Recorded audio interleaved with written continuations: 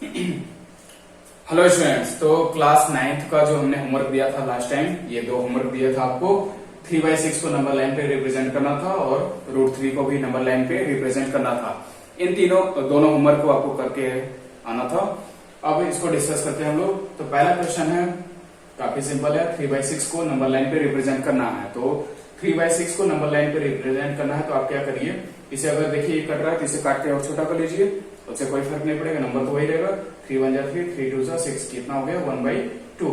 1/2 एकदम आसान है नंबर लाइन पे रिप्रेजेंट करना। एक नंबर लाइन खींच लीजिए जिसपे हम लोग स्केल क्या मान ले रहे हैं अपने मर्जी से कि 1 सेंटीमीटर इक्वल टू 1 यूनिट। ये हम मान ले रहे हैं कि 1 सेंटीमीटर का अगर हम लाइन खींचेंगे तो वो 1 को दर्शाएगा।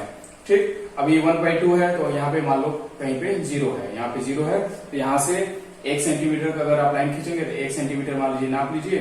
मान लीजिए आपका 1 सेंटीमीटर यहाँ पे आता है आपके स्केल के हिसाब से कॉपी पे, तो यहाँ पे 1 हो जाएगा, ये 1 यूनिट हो गया। 1 सेंटीमीटर बराबर 1 यूनिट, तो ये हो गया 1/2 कहाँ पड़ेगा, इसके बीचों बीच, एकदम बीचों बीच पड़ेगा, यानी 0.5 पे। तो क्या करेंगे आप इसको 2 बराबर भाग में बांट लीजिए। 2 बराबर भाग में बांट लेंगे तो बीच में जहाँ पे आएगा ये आपका कितना हो जाएगा 1/2। ये आपके पहले होमवर्क का सोल्यूशन हो गया। उसके बाद हम सेकेंड होमवर्क की सोल्यूशन की बात करते हैं, जो कि आपको बहुत ध्यान से समझना है।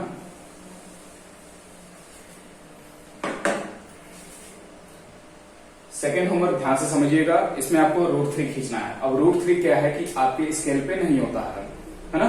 स्केल की हेल्प से आप इसे नहीं खींच सकते, इंची की सहायता से आप नहीं खींच सकते, क्योंकि √3 आपके स्केल पे नहीं होता है। ये एक अपरिमेय संख्या है, इरेशनल नंबर है। तो इरेशनल नंबर हमारे स्केल पे तो होता नहीं, उसकी हेल्प से हम उसको खींच नहीं सकते। ठीक, तो फिर ऐसे नंबर को, इरेशनल नंबर को कैसे खींचा जाए, तो कोई तिकड़म लगाना पड़ता है, तिकड़म लगाएंगे।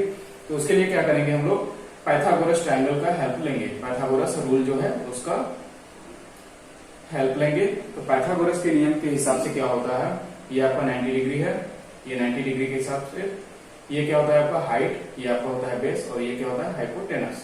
ठीक, तो उनके हिसाब से हाइपोटेनस को कैसे लिख लीजिए। तो पाइथागोरस के हिसाब से क्या होता है कि k² = h² + b², ये होता है। तो हमको क्या करना है, ये चीज हमको कितना रखना होगा, √3 हम इसको प्राप्त करेंगे, इसको पाएंगे, एंड बाकी इन दोनों के हेल्प से। अब बाकी इन दोनों के हेल्प से कैसे पाएंगे, तो मान लीजिए इनमें से अगर आप ये 1 सेंटीमीटर खींचते हैं तो आपको ये कितना खींचना पड़ेगा, ये अगर आप मान लीजिए कि 1 यूनिट का आप इसे खींचते हैं, ठीक, 1 यूनिट का आप इसे खींचते हैं तो आपको ये कितना खींचना पड़ेगा, तो आप इस फार्मूले में रख के देख लीजिए। ये आप √3 रख देंगे इसके जगह पे, कितना हो गया √3 का स्क्वायर, h के जगह पे आप 1 रख लीजिए, 1 का स्क्वायर प्लस बेस आपको पता करना है कि कितना रहेगा। ये हो गया आपका 3 = 1 + b²। इसको इधर भेज लेंगे, 2 = b², यानी b = कितना हो गया √2, यानी आपको b कितना खींचना होगा, √2 लंबाई का। अब √2 भी क्या है, अपने आप में एक अपरिमेय संख्या है, इरेशनल नंबर है। तो आप इसे भी आराम से स्केल से नहीं खींच सकते, तो उसको आपको अलग से खींचना होगा। तो आपको यहाँ पे कितना खींचना है, √2 सेंटीमीटर का बेस, √2 यूनिट का बेस खींचना है, √2 यूनिट का बेस खींचना है, 1 यूनिट का हाइट खींचना है। तो इसको मिलाने से हमारा जो ये लेंथ बनेगा ये कितना है, √3 बनेगा। ठीक, अब √2 का खींचने के लिए फिर आप एक नए ट्रायंगल का हेल्प लेंगे, क्योंकि ये एक इरेशनल नंबर है, स्केल पे हमको नहीं मिलेगा।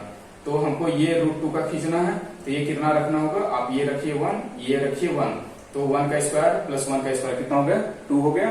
2 का रूट करेंगे तो √2, ये आपको मिल जाएगा पाइथागोरस के नियम से। आप यहाँ पे रख के देख लीजिएगा, h और b के जगह पे 1 रख लीजिए, k आपको √2 मिल जाएगा।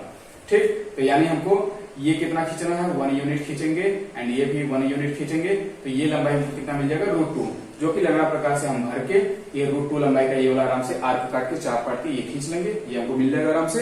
उसके बाद 1 यूनिट का ये खींच लेंगे, इन दोनों को मिला लेंगे तो हमारा √3 यूनिट का बन जाएगा। तो क्या किए कि पहले आप एक नंबर लाइन ले लीजिए, उस नंबर लाइन पे कहीं पे आपका 0 होगा, यहाँ से आप क्या कीजिए, 1 यूनिट का एक लाइन खींच लीजिए। तो 1 यूनिट बराबर, मान लीजिए हम स्केल ले रहे हैं कि 1 यूनिट बराबर 1 सेंटीमीटर, या फिर थोड़ा सा और साफ साफ बनाना है आपको तो थोड़ा सा और बड़ा मान लीजिए कि 2 सेंटीमीटर बराबर हम 1 यूनिट मान लेते हैं। तो आप क्या कीजिए, यहाँ से लेके 2 सेंटीमीटर का एक लाइन खींच लीजिए। मान लीजिए आपका ये 2 सेंटीमीटर है, ठीक, तो ये 2 सेंटीमीटर है, तो यानी आपका ये है कितना, 1 यूनिट का आपने खींच लिया।